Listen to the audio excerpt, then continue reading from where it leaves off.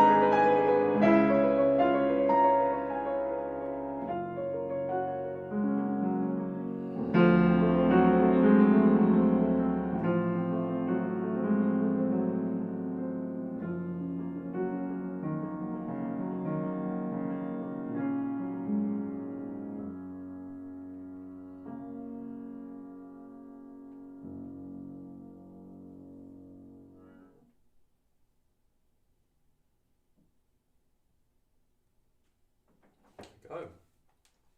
Short and sweet. Really interesting to play a piece as well where every note of the tune is the same length. These are called crotchets, and they're a specific type of note length, and there's nothing else, the whole piece. which gives us this incredible kind of sweeping long line, not too much ebb and flow, just this kind of soaring shape. Really nice, really cool. Okay, some Chopin.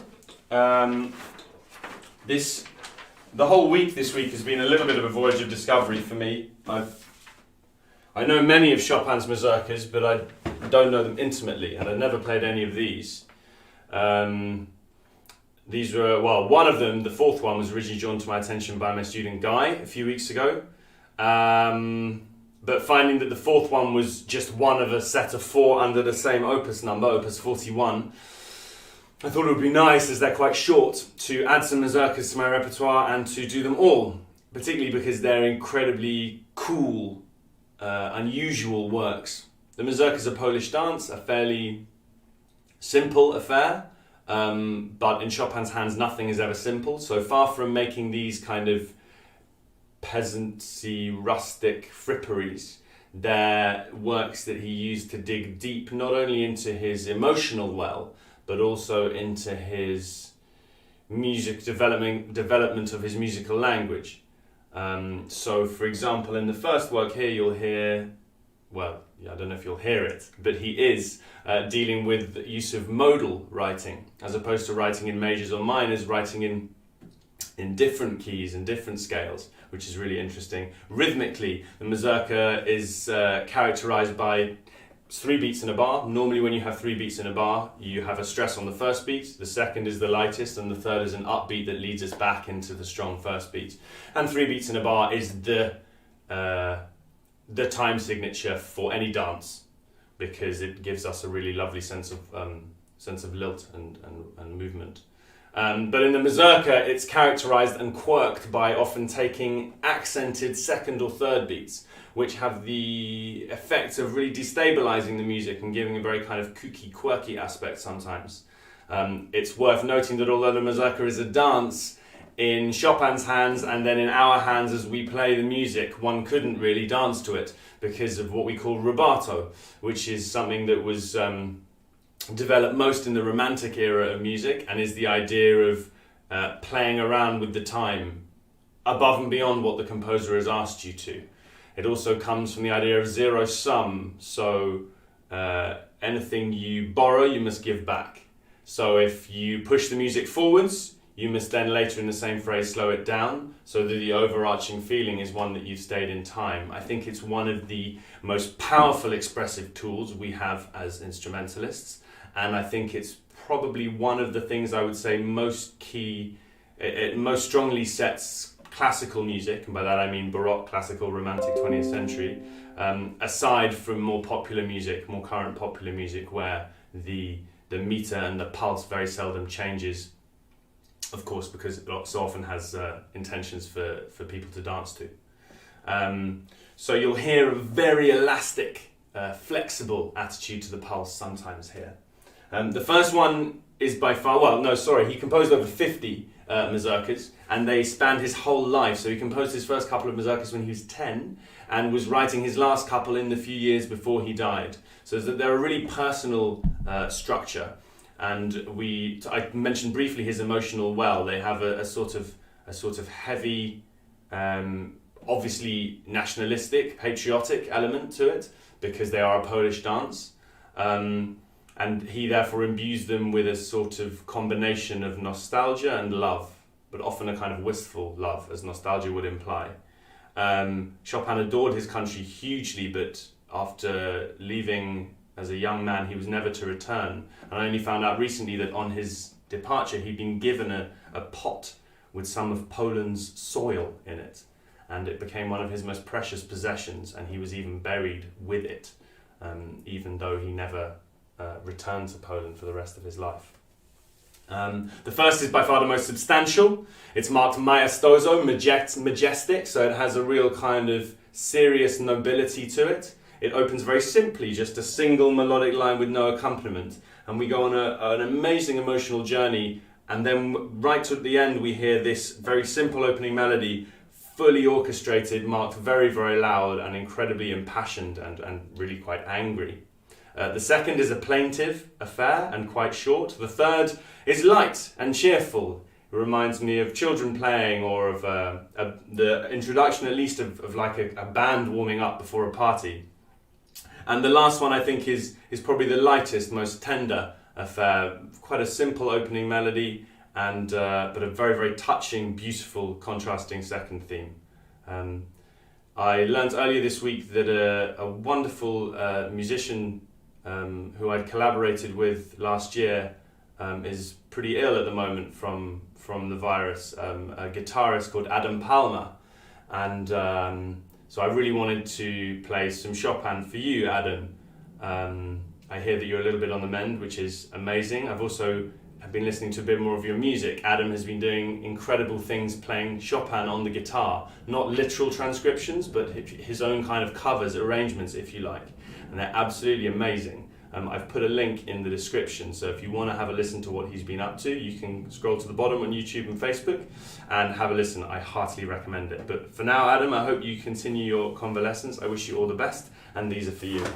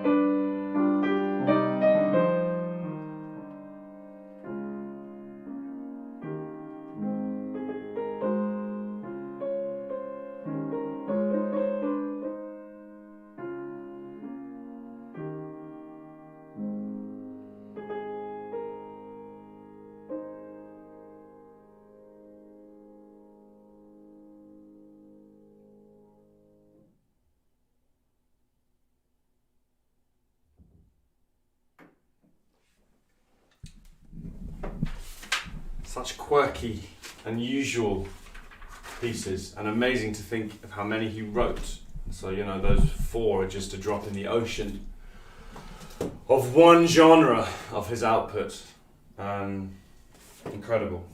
Okay, we now come on to some Janacek. Now,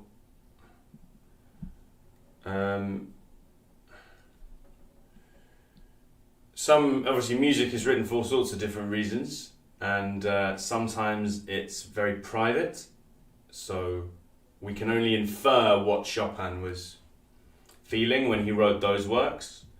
Sometimes we get little bits of a clue, like the first piece I played, Romance Without Words, so we know roughly what the subject matter is. And sometimes music is so directly influenced by an event or a set of events, and then explicitly related to that events, those events, that the two are indivisible. Shostakovich's music is very like that, for example, and how tightly linked it is to his relationship with Stalin and the Soviet Union. Janacek didn't write very much for piano, and truth be told, he didn't really hit his success as with his piano music. It was his operas later in his life that were going to catapult him to renown. He also didn't like this piece very much, or at least had a very ambivalent relationship with it. He, in a fit of pique one day, tossed the only copy of it into the river, an action he immediately regretted but could not take back. And it wasn't until his 70th birthday, almost 20 years later, that the pianist who had given the premiere of this piece revealed that she had a copy. And this piece was, we were allowed to shine our light on it once more. I think probably when one is writing about such an intense event that affected him so deeply, it's only understandable that he would have quite a complex relationship with the work that ensued from it. In 1905, in October, in Brno, in the Czech Republic, which of course wasn't called the Czech Republic then, there were protests going on, political protests, in support of a university being set up there.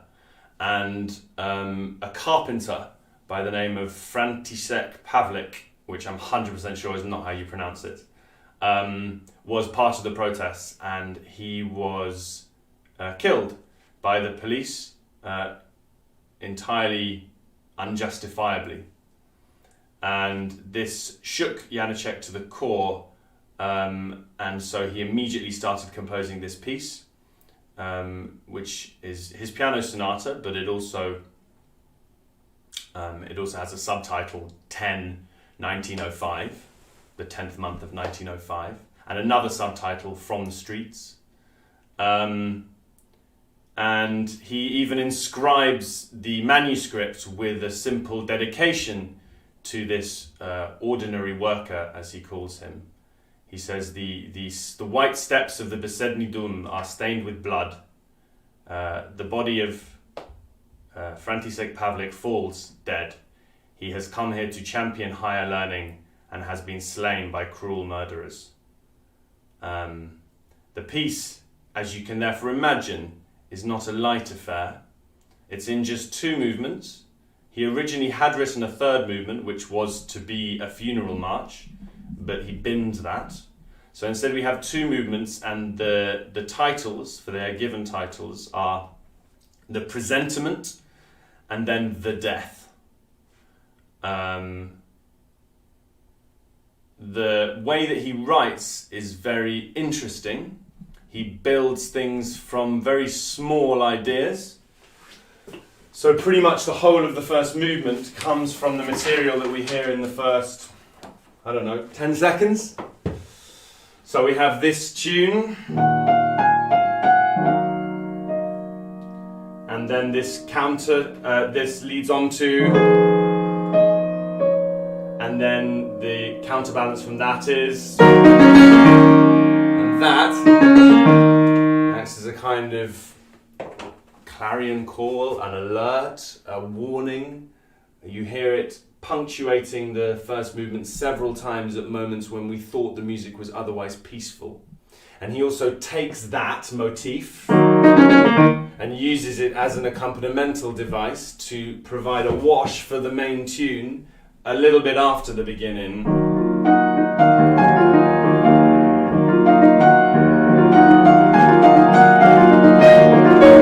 You can hear it going on underneath the main line on top.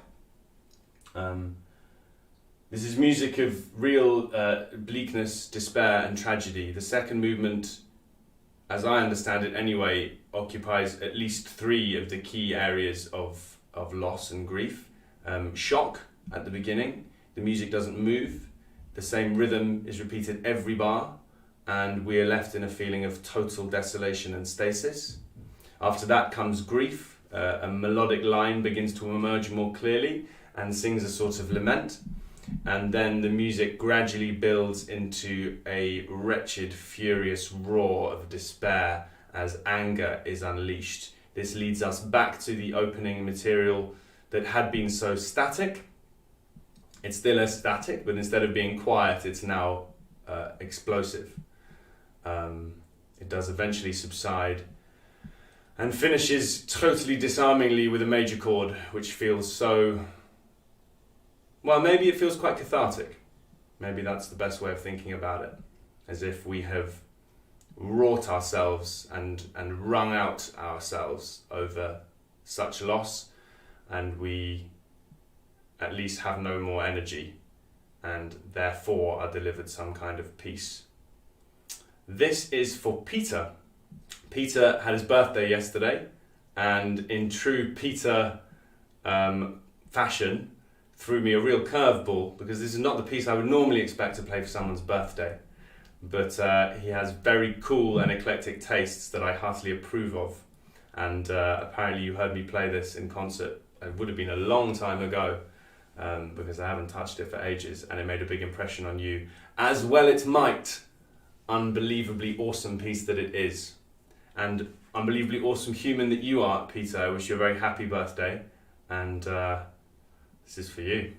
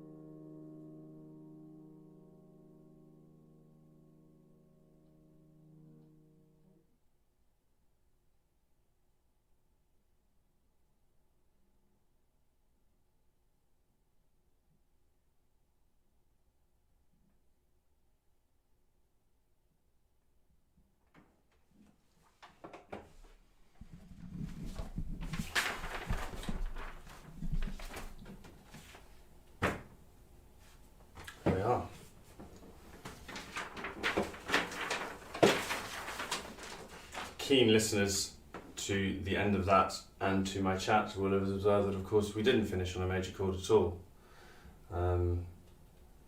The penultimate chord was major.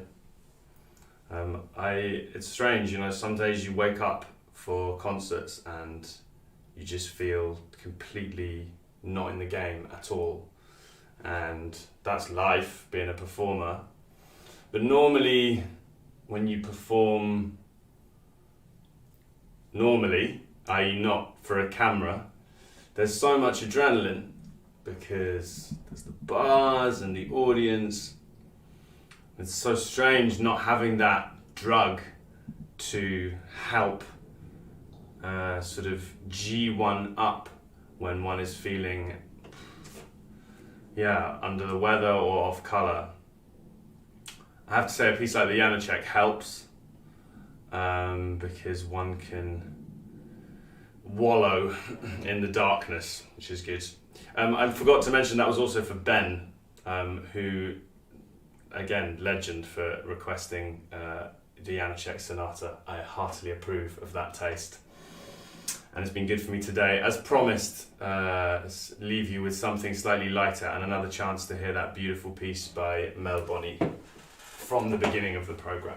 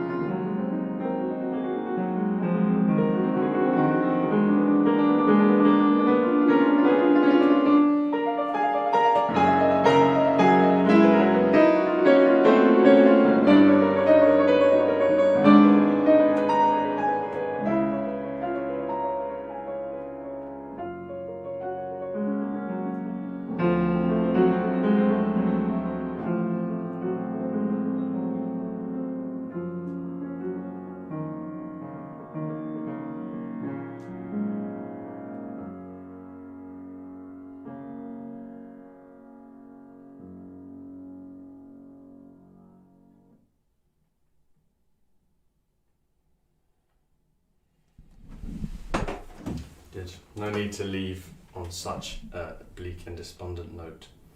Thank you very much for watching. I hope you've enjoyed this week's. Keep sending me your requests. There are a couple that have been hanging around for ages, and I promise I'm on next week.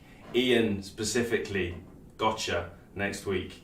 But yes, it means everything when you guys write to me and suggest pieces you'd like me to play for you, because even just the fact that when I'm playing, I know that someone has specifically wanted to hear that piece, and that means a lot to them. That just makes me feel amazing.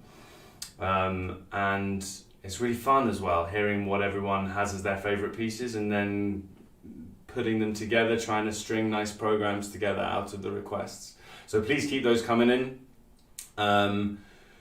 You must, if you haven't already, give to the NHS, please, that'd be lovely. And you can also buy my DVD if you want. The link is there to my website. That would mean a huge amount to me as well. We move into week 11, none the wiser than we were in weeks 10, 9, 8, 7, 6, 5, when this is all going to be over. But I'll still be here, and I very much hope you will be too. Thank you for watching. Have a lovely week. Bye.